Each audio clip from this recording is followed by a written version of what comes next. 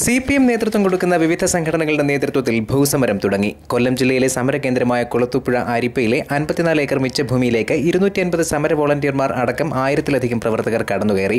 കേരള കർഷക സംഘം, കേരള കർഷക തൊഴിലാളി യൂണിയൻ, ആദിവാസി ക്ഷേമ സമിതി, പട്ടികജാതി ക്ഷേമ സമിതി തുടങ്ങി വിവിധ സംഘടനകളുടെ നേതൃത്വത്തിലാണ് ഭൂസമരം സംഘടിപ്പിച്ചിരിക്കുന്നത്. ഭൂസമരത്തിന് മുന്നോടിയായി ചൊവ്വാഴ്ച രാവിലെ 10 മണിക്ക് ചോഴിയക്കോട് ജംഗ്ഷനിൽ KSKTU ജില്ലാ സെക്രട്ടറി C. തങ്കപ്പന്റെ അധ്യക്ഷതയിൽ ചേർന്ന യോഗം CPIM കേന്ദ്ര കമ്മിറ്റി അംഗം PK ഗുരുദാസൻ ഉദ്ഘാടനം ചെയ്തു.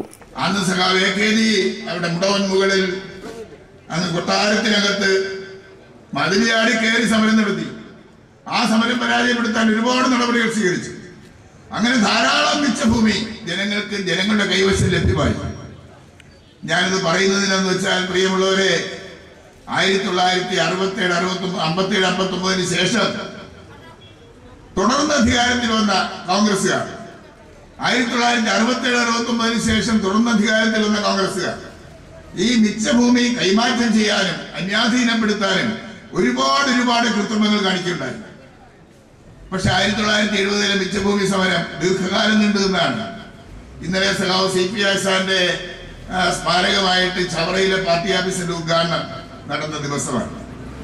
അദ്ദേഹത്തിന്റെ സ്മാരകമായിട്ട് മറ്റു പല പിന്നീട് മന്ദിരങ്ങളുണ്ട്. അത് വേറെ വിഷയം. തുടർന്ന് അരിപ്പയിലെ ഭൂസമരത്തിന് നേതൃത്വം നൽകുന്ന KSKTU സംസ്ഥാന പ്രസിഡന്റ് B. രാഘവൻ സംസാരിച്ചു. തുടർന്നാണ് പ്രവർത്തകർ മിച്ചഭൂമിയിൽ കൊടിനാട്ടിയത്. പോരാട്ടങ്ങളുടെ വിളനിലമായ കിഴക്കൽ മലയോരമുണ്ട് വീണ്ടും ഒരു ചരിത്ര പോരാട്ടത്തിന് തുടങ്ങുകയാണ്. കൊല്ലം ജില്ലയുടെ സമരകേന്ദ്രമായ കുളത്തൂപ്പുഴ അരിപ്പയിലെ മിച്ചഭൂമിയിലേക്ക്